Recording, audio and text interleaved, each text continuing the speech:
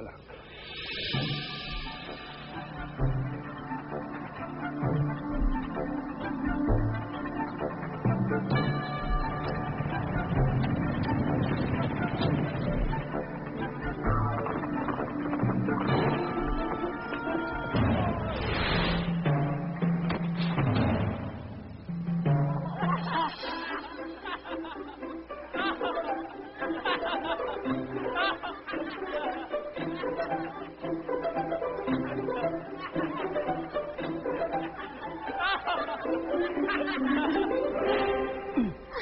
Nanasita, ang sikip.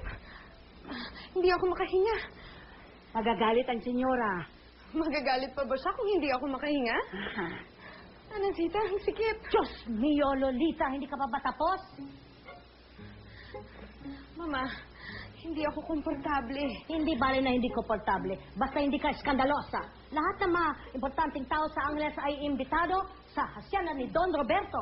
Pati na ang inutil na gobernador Aragon. Carlos, huwag kang maingay. Kaya pinag-iinitan tayo ng gobyerno eh. Ang gobyerno ay inutil. Lahat sila ay inutil. Lasing ka na naman. Di bali ng laseng, wag lang inutil.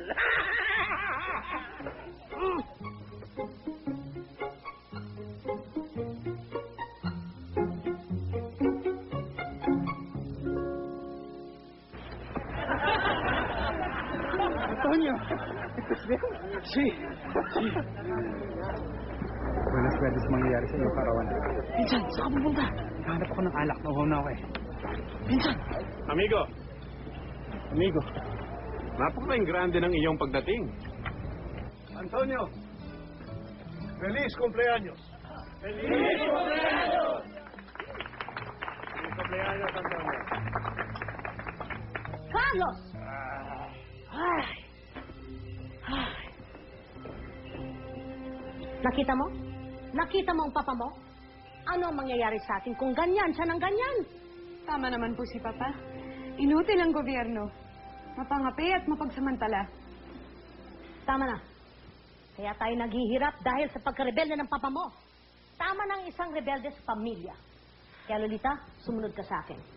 Dapat mag-asawa ka ng mayaman para masalbag tayo sa kahirapan. Kahirapan? Mama, sa tingin mo ba ito ang tinatawag na kahirapan? Nakatira tayo sa malaking bahay at kumakain tayo 5 beses sa isang araw. Alam niyo po ba ang ibig sabihin ng mahirap? Ang mga tagapagsilbi natin, sila ang mahihirap. Pwes, huwag natin hintayin umabot pa sa ganon.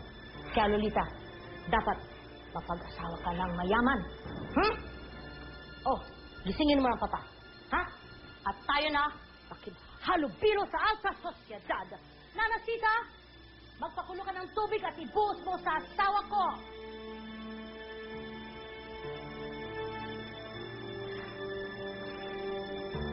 Nasasakal na ako, Nana Zita. Sakal na sakal na ako.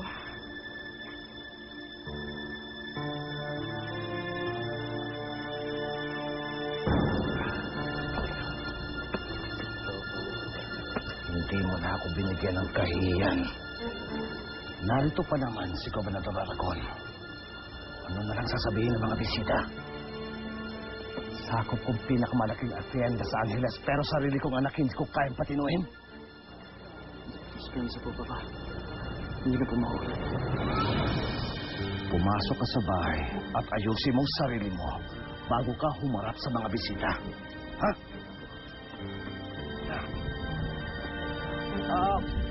Tuloy ang kasiyahan.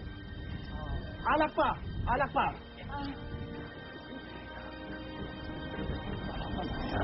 Hindi ko alam.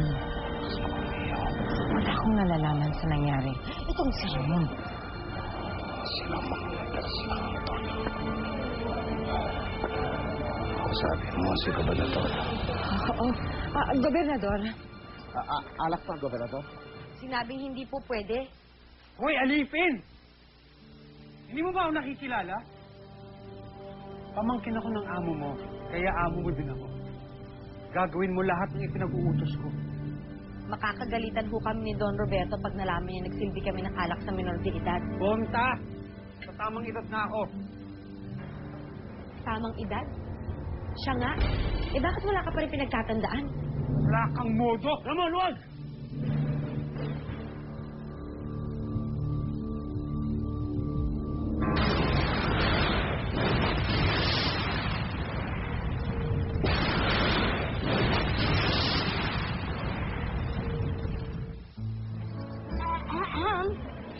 Andito na kami, ah. Carlos, bakit hindi man lang inanunsyo ang ating pagdating? Alam na nilang darating ka dahil naamoy nila ang pabango mo mula sa kabilang baryo. Ang alak sa bibig mo ang inaamoy ko. Mama, Papa, pwede ba tumigil na kayo? Pinagtitignan tayo. Mabuti, nang may pumansin naman sa atin dito. Don Carlos. Doña Catalina. Don Roberto, napakalaking pagdiriwang inyong hinanda para sa uniko iho mo. Doña Chiquita, Doña Catalina, napakalaking yaman at brilyanteng suot mo. napakaganda ng iyong anak. Sigurado akong magugustuhan siya ng aking anak. Sigurado, kumare. Hindi ba? Matagal na naglilikod ng pamilya ni Juana sa amin.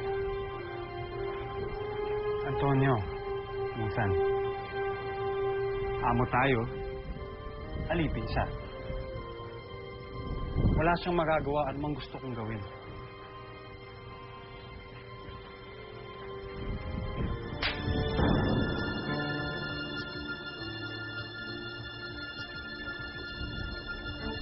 Ano, may magagawa ka ba?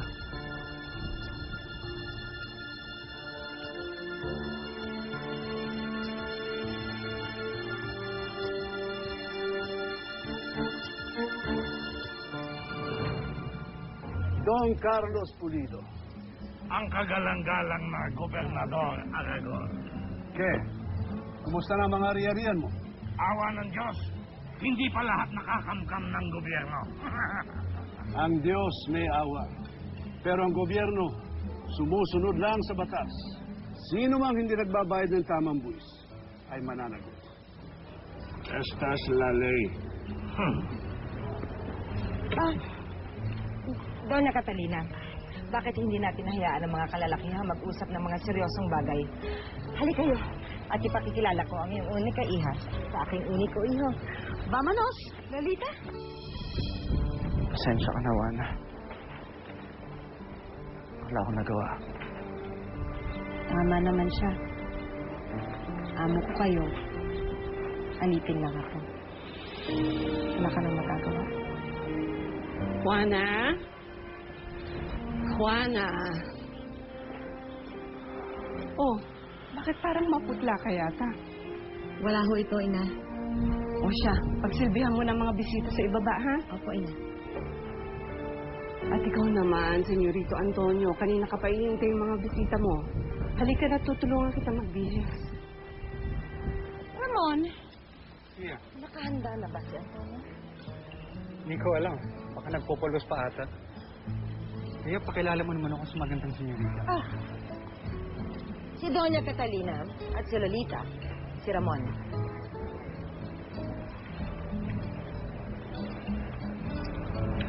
Encantado, senyorita. Ang anak ng kapatid ng aking asawang si Roberto, si Kapitan Horacio, ang komandante ng presidio ng Angeles. Encantado, senyorita. Encantado, Ramon.